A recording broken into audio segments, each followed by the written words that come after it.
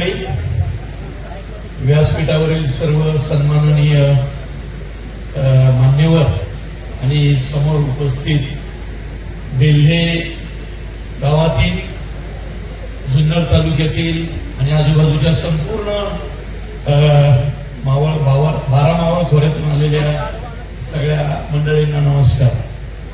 खरं तर मी आभार मानाल पाटील साहेबांचे, त्यांनी इतक्या सुंदर कार्यक्रमाला मला इथं उपस्थित राहायची संधी दिली. संगीतरत्न माननीय दत्ता महाडिक पुणेकर यांच्या पुण्यतिथी निमित्त हा गेली 12 वर्ष हा उपक्रम होतोय. जेव्हा एखाद्या गावात किंवा एखाद्या तालुक्यात एखादा सांस्कृतिक उपक्रम होतो, तो उपक्रम कालांतरानं त्या शहराची, गावाची, तालुक्याची ओळख होतो. आणि आता लोकनाट्य तमाशा किंवा लोकनाट्य महोत्सव तसे कमी होत चालले. अशा परिस्थितीत बेल्हे लोकनाट्य तमाशा ही एक नवी ओळख आमच्या तमाशा कलावंतांना तुम्ही करून देता, ही खूप मोठी गोष्ट आहे. कारण आम्ही जरी आज सेलिब्रिटी म्हणजे सेलिब्रिटी म्हणायला असतं, तसं मी स्वतःला शेतकरीच समजतो. सगळ्यांना माहिती आहे की 6 महिने वर्षातले 6 महिनेच मी फक्त काम करतो, बाकी 6 महिने मी शेती करतो गावाला जाऊन. मुळशी तालुका म्हणजे मुळशी तालुक्याचा आहे मी, तर आमच्या तालुक्याची ओळख आजही शेतीच आहे. त्यामुळं माझं MBA पण मास्टर इन बिझनेस मॅनेजमेंट हे शेतीमध्येच झालेलं आहे. जसं मी आता त्यांना म्हणालो की पेरिशेबल प्रोडक्ट एक्सपोर्ट इम्पोर्ट करण्याचं काम, त्याचं जे शिक्षण असतं ते मी घेतलेलं आहे. मग मी वकिली केली, सिनेमा आवड म्हणून आलो आणि आता तो मुख्य व्यवसाय पण झालाय. माझ्या बायकोचं वर्णन केलं त्यांनी, ती माझ्यापेक्षा खूप खरं तर चांगली लेखिका दिग्दर्शिका आहे. तिचा आता फुलवंती नावाचा सिनेमा तिने लिहिलेला आणि दिग्दर्शित केलेला. खरं तर तमाशा कलावंतांवर म्हणजे लावणीवरती तो सिनेमा आहे आणि एकापेक्षा एक नव्या दर्जेदार लावणी त्या सिनेमा आहेत, त्या लावणी सुद्धा तिने लिहिल्या. त्यामुळं अशा ज्यावेळी ठिकाणी येतो त्यावेळी आम्हाला जास्त समृद्ध झाल्यासारखं वाटतं, कारण नवी माणसं दिसतात. आता इथं बघा ना, डोक्यावर वारकरी टोपी असलेली ची संख्या जास्त आहे. माझ्या वडिलांच्या सुद्धा डोक्यावरची टोपी मी खाली पाहिलीच नाही कधी, झोपतानाच फक्त काढतात आणि बाजूला ठेवतात. त्यामुळं ही टोपी जोपर्यंत या डोक्यावर आहे तोपर्यंत महाराष्ट्राची खरी ओळख राहणार आहे. त्यामुळं येणाऱ्या पिढ्या सुद्धा ही टोपी डोक्यावर राबवतील आणि मिरवतील याच्यामध्ये शंका नाही. त्यामुळं माझे अनेक सिनेमे प्रसिद्ध झाले, पण मुळशी पॅटर्न हा माझा आवडता सिनेमा काय आहे, कारण मी तो माझ्या वडिलांच्या प्रेरणेमुळे लिहिला. आमच्या मुळशी तालुक्याची परिस्थिती मधल्या काळात खूप बिकट झाली. डेव्हलपमेंट आमच्या तालुक्यात आली, तालुक्यातल्या लोकांनी जमिनी विकल्या, कवडी मोलाच्या भावाने विकल्या. मग तालुक्यात नंतर रिकाम टेकडी पोरं वाढली, त्यातूनच गुन्हेगारी वाढली. आणि मग कुणीतरी तालुक्याचा प्रश्न मांडण्याची गरज होती, म्हणून माझ्या वडिलांच्या सांगण्यावरून मी मुळशी पॅटर्न केला. अनेक डायलॉग त्यातले फेमस झाले, पण जो सगळ्यात मला आवडणारा डायलॉग होता तो म्हणजे शेती इकायची नसते, शेती राखायची असते. आणि याचं अनुकरण सगळ्या महाराष्ट्रात झालं. एखादा सिनेमा किती क्रांती करू शकतो. अनेक त्या सिनेमानंतर अनेक शेतकऱ्यांनी व्यवहार केलेले अर्धवट थांबवले. बाबा हे तुझे पैसे परत घे, माझी कागदपत्र दे.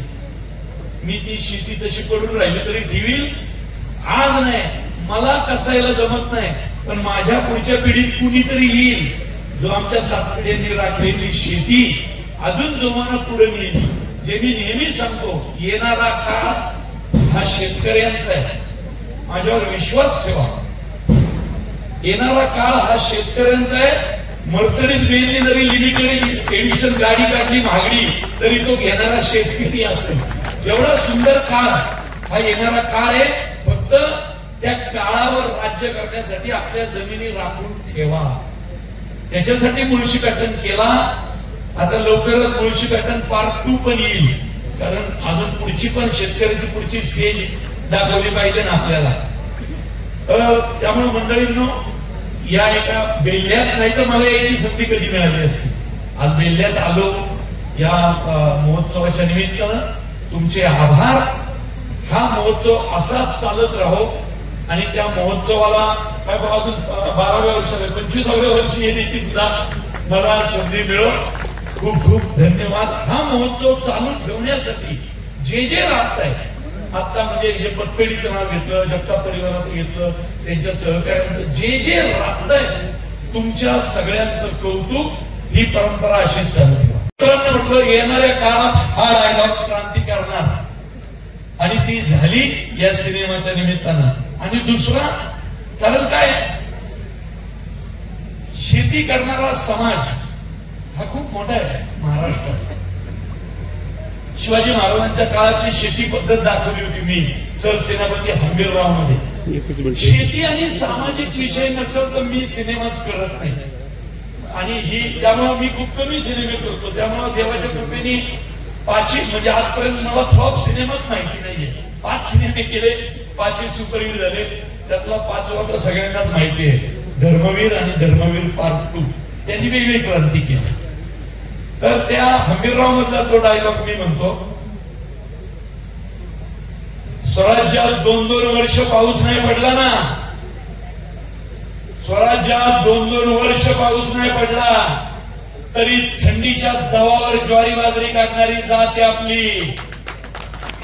परिस्थिती जेवढी बिकट, मराठा तेवढाच तिखट. पण आज पहिल्यांदा मी यांच्यावर बसून पाहिलं, तो आधी तो गावून गेला, कोण उगले शाहीर रामानंद. काय म्हणजे आम्ही पावनखिंड करतो, एखादा सिनेमा करतो, 3 तासाचा करतो, हंबीरराव करतो, कोट्यवधी रुपये खर्च करतो. मी हंबीरराव आम्ही 15-20 कोटी रुपये खर्च तेवढा महाराष्ट्राने बसून पण केला, आम्हाला दुपटीने दिली. पण आमचा तो सिनेमा 3 तासाचा त्या शाहिरांनी अवघ्या 10 मिनिटात त्या पोवाड्यातून दाखवला. म्हणजे मला कौतुक करायला पाहिजे की मी आलो लोकनाट्य महोत्सव पाहिला. कारण आमच्या गावाला पूर्वी लहानपणी बालपण सगळं ग्रामीण भागात गेलेलं असल्यामुळे तमाशे व्हायचे. रात्र जाऊन पाहायचो आम्ही ते. गण गवळण बतावणी म्हणजे असे भारावून जायचो. आणि त्या ह्यांनी भारावून टाकलं. आणि त्यानंतर या गायिका लता लंके, उमाताई, तर या गायिकांनी काय म्हणजे त्या पुरुषाचा आवाज पण काढत होत्या आणि त्यात आलापी घेत होत्या, हरकती घेत होत्या. म्हणजे काळी 4ला पण त्यांचा आवाज जात होता आणि एकदम कोमल आवाज पण येत होता. तर एवढी व्हरायटी एका गाण्यात. आणि त्याच नंतर येऊन एवढ्या सुंदर नाचत पण होत्या. म्हणजे मी भारावून गेलो अक्षरशः. तर एवढी सुंदर गायकी, एका बाजूला शायरी आणि दुसऱ्या बाजूला यांचा अंदाज हा भारावून टाकणारा होता. तो एकाच व्यासपीठावर पाहण्याची संधी पाटील साहेब मला दिली. शेजारी आमच्या जेलवर बसले होते, मुळशी पॅटर्न मध्ये मी जेल दाखवलं होतं. त्यांना म्हटलं मी फक्त त्या सिनेमात गुन्हेगार होतो, खरा मी वकील. मग त्यांच्या शेजारी बसलो. तर त्यामुळं आमच्या गावाला एक असतं की पैलवानकी आमच्या रक्तात आहे. आम्ही एकतर पैलवान असतो. जसं 2 वर्ष कंपल्सरी मी कोल्हापूरला होतो. पैलवानकी करायची कंपल्सरी. आणि वडिलांनंतर वारी करायची पंढरीची, ही आमची परंपरा आहे. त्यामुळे वडील अजून आहेत, वडील 82 वर्षाचे आहेत, आजही वारी करतात चालत आळंदीपासून पंढरपुराला. त्यामुळं वडिलांनंतर ती वारी सांभाळायची. आणि पैलवानकी आता मी तर केलीच 2 वर्ष. त्यानंतर आता पोराला करायला लावायची 2 वर्ष. बाकी मग तुम्ही नट व्हा, सेलिब्रिटी व्हा, लेखक दिग्दर्शक कुणीही व्हा, पण घरची शेती आणि पांडुरंगाची वारी ही जपलीच पाहिजे.